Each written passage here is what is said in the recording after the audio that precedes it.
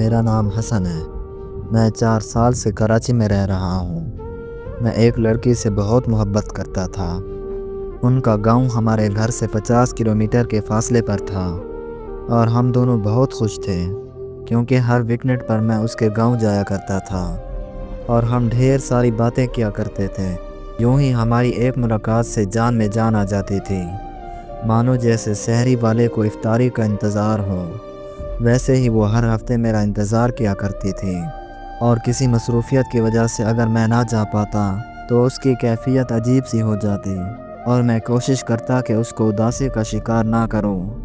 اور ایک دن میں نے اپنے گھر والوں کو صاف کہہ دیا کہ میں مریم سے شادی کرنا چاہتا ہوں۔ میرے ابو اور امی دادی بہت خوش ہوئے اور ایک ہفتے کے بعد دادی ان کے گاؤں چلی گئی میرے رشتے کی بات پکی کرنے۔ لیکن جب دادی ان کے گھر پہنچی تو اس کے ابو گھر میں نہیں تھے، تو دادی نے اس کی امی سے بات کر لی اور اس کی امی نے صاف صاف انکار کر دیا کہ ہم اپنی بیٹی کا رشتہ آپ لوگوں کے ساتھ نہیں کر سکتے۔ میں دادی کے واپس آنے کا انتظار کر رہا تھا۔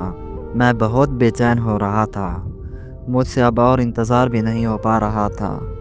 دادی رات کو جیسے ہی واپس آئی، میں بھاگ کر ان کے پاس گیا اور ان کی خیریت دریافت کی اور رشتے کے بارے میں پوچھنے لگا تو دادی نے کہا صبح بات کریں گے، ابھی میں بہت تھک گئی ہوں۔ میری پوری رات بے چینی میں گزر گئی کہ پتہ نہیں انہوں نے کیا کہا ہوگا۔ مجھے یہ رات بہت لمبی لگنے لگی۔ میں ساری رات نہیں سو پایا اور صبح ہونے کا انتظار کرتا رہا۔ خیر صبح ہوئی تو ناشتے کے بعد دادی نے کہا وہ لوگ ہم سے رشتہ نہیں کرنا چاہتے، اس کی ماں نے صاف صاف انکار کر دیا ہے۔ میں یہ بات سن کے بہت پریشان ہوا۔ میں نے بڑی مشکل سے ابو سے بات کی اور ابو سے کہا کہ آپ اس کے باپ سے ملیں اور ان سے کہیں کہ ہم رشتہ داری کرنا چاہتے ہیں، تو ابو مان گئے اور اگلے ہفتے جانے کا پروگرام بنایا۔ تو اس کے ابو نے بھی وہی بات کی جو اس کی ماں نے میری دادی سے کی تھی۔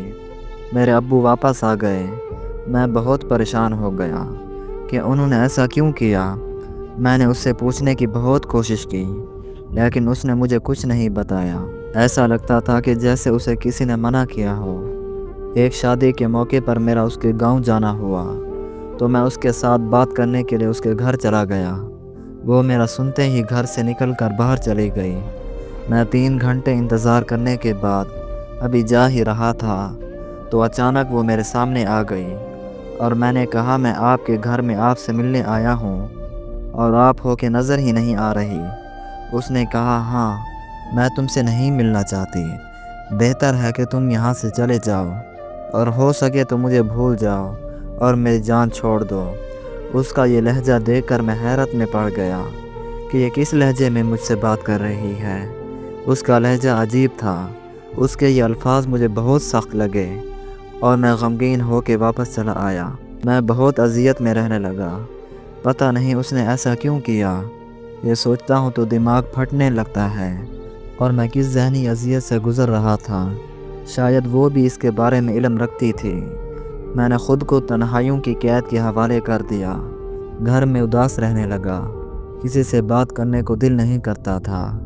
امی سے یہ میری حالت دیکھی نہیں جا رہی تھی، تو ایک دن میں نے اپنا بیگ اٹھایا اور دروازے کی طرف جانے لگا تو گھر والوں نے پوچھا کہ یوں اچانک کہاں جا رہے ہو۔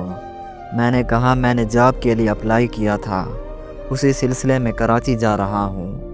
اب 4 سال گزر گئے ہیں، میں کراچی میں ہوں۔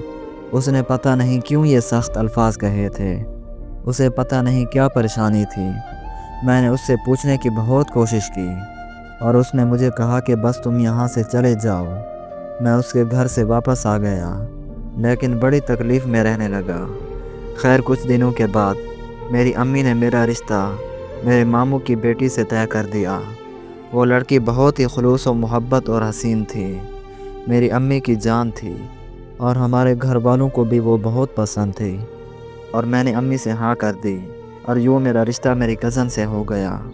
میں مریم کو بھول تو نہیں پایا لیکن اس کو حاصل کرنے کے لیے میں نے بہت کوشش کی لیکن وہ نہیں مانی۔